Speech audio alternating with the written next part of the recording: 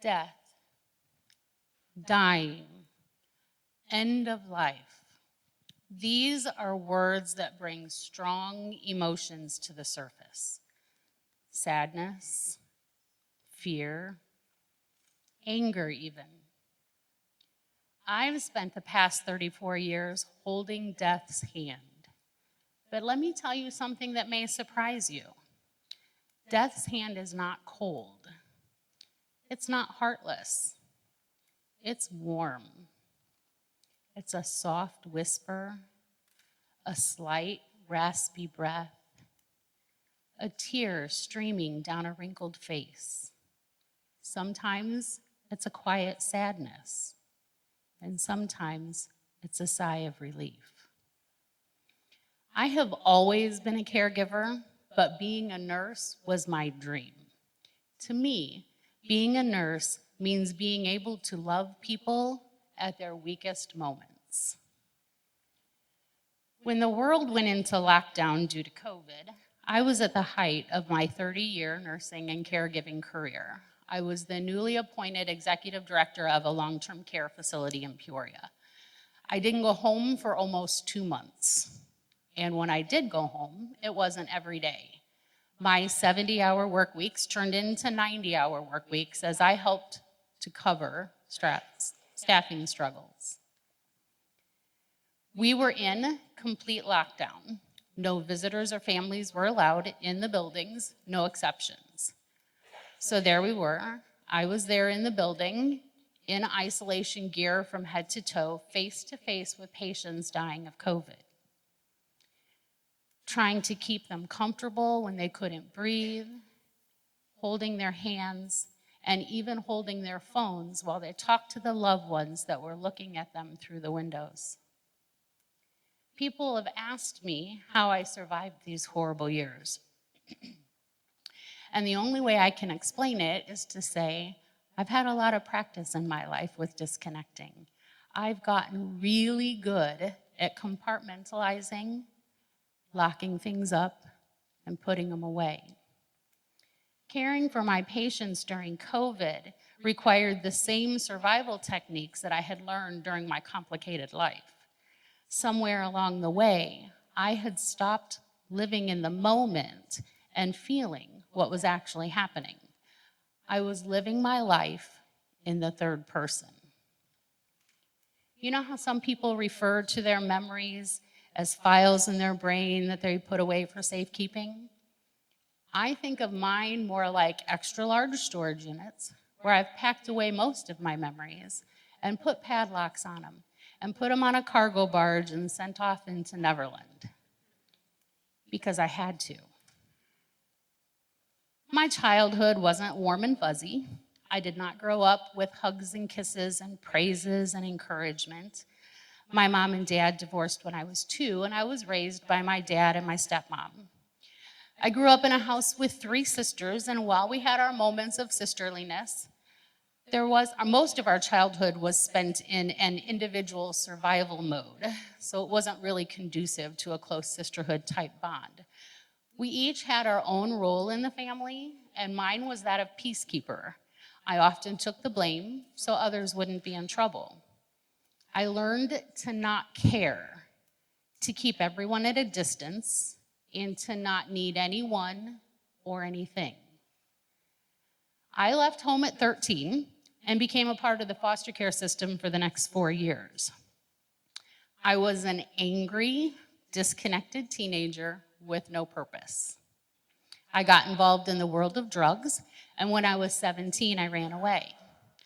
My boyfriend and I drove across the country until we landed in Arizona, where we lived homeless, doing drugs, working off and on.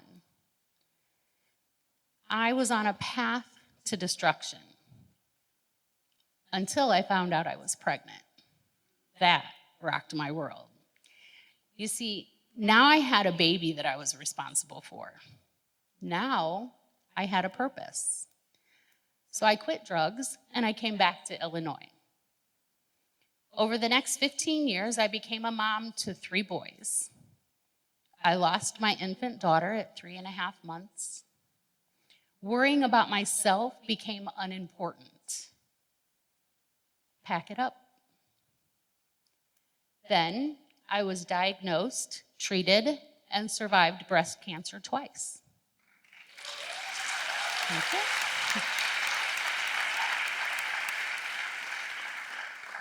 But lock it up.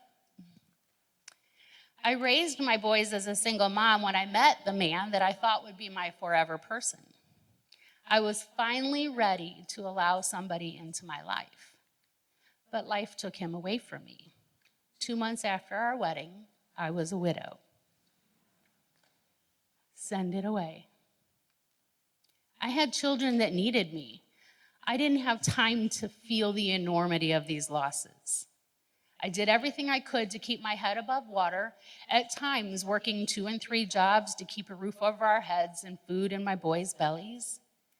So I tucked away all the feelings and all the pain in the storage units of my brain. I put them in those metal units, put on the padlocks, and shipped them away, closed them away forever. And I could see the result of living like this play out even in my professional life. I was working as a CNA in long-term care, taking care of those that are no longer able to take care of themselves, feeding them, bathing them, walking them, talking to them, when I lost my first resident. We found them gone when we were doing rounds. The fact that this person had died alone with no one beside them really affected me. It made me incredibly sad for them. You see, I had no personal emotional investment, but I had plenty of emotional investment on behalf of another. That was my MO. If it was important to you, I made it a priority to me. I cared for many dying patients over the years, sitting with them, praying with them, even singing to them when they took their final breaths. All the while, I stayed detached. It was me, but it wasn't. That caring, compassionate caregiver was a version of me that I watched, but I didn't feel. I was living my life in the third person. Over the years, I thought what I had were bouts of healing. I believed I had not just survived life, but I had wrestled the beast and won. I married my amazing wife, and we added 4 more beautiful children to our family through adoption. Post-COVID, I left long-term care after 32 years because I felt like I had a decision to make. Either I was going to let my job be my life, or I was going to live my life. But you know there's going to be a twist thrown in there, right? Almost a year ago now, my dad got sick. I didn't have a relationship with my dad, but I stepped up to take some of the load off my sister. When he was in the hospital with a broken hip and pelvis, I was there every day to have the medical conversations with the staff. I would go in the mornings before work, and those mornings changed everything. My dad and I had conversations we'd never had about the things we'd never wanted to talk about. There was a healing and a connection that took place for both of us. When he passed away unexpectedly, the enormity of the time spent together in those past few weeks hit me. I was sad that we'd never had the daddy-daughter relationship that I'd seen other people have. But I was grateful for those last weeks and the closure that we were able to find with each other. So I thought I was good. Living my life in the third person, I didn't stop to grieve. I went right back to work. Came home every night, was a mom and a grandma, and did all the things. And then 8 weeks later, I got a call from one of my children. My biological mom had died. This was a blow and shock to me. While we weren't close, she'd been living in Georgia with one of my sisters. I knew her health was poor, but I didn't know she'd been in hospice for the past 9 months. My sister never told me. I will never get the chance to make things right or find closure with my mom. That opportunity is forever gone. And for the first time, I haven't been able to step into the third person. I got angry. I'm still angry. This past year has been a struggle for me, and I was not ready for it. I thought that by this time, at my age, and with all I've seen in life, that I was rock solid. Except I'm not. I've spent so much time cycling through emotions this year, feeling at times like I'm barely hanging on and not understanding why this time in my life was so different. And then one day, a really smart woman who loves me pointed out something that really blew my mind. I am safe now. I am safe.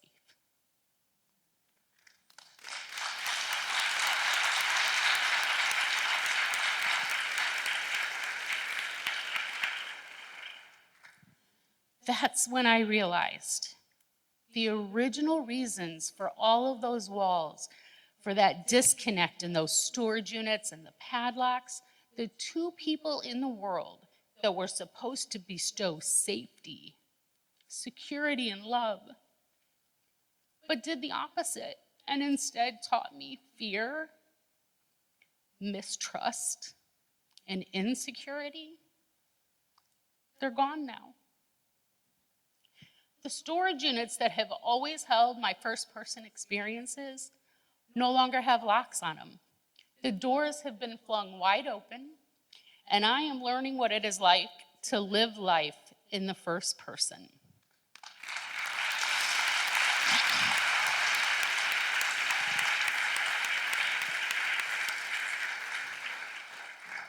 I have deepened my relationships with my older children and my grandchildren.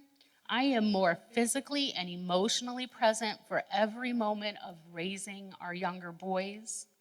I choose to work 40 hours a week, loving what I get to contribute, but work looks a lot different for me now. It no longer takes away those precious moments that I'd been missing for so many years. This is a year of transition. This is me learning how to openly feel all the feels. This is me learning how to love me and that I deserve to love me.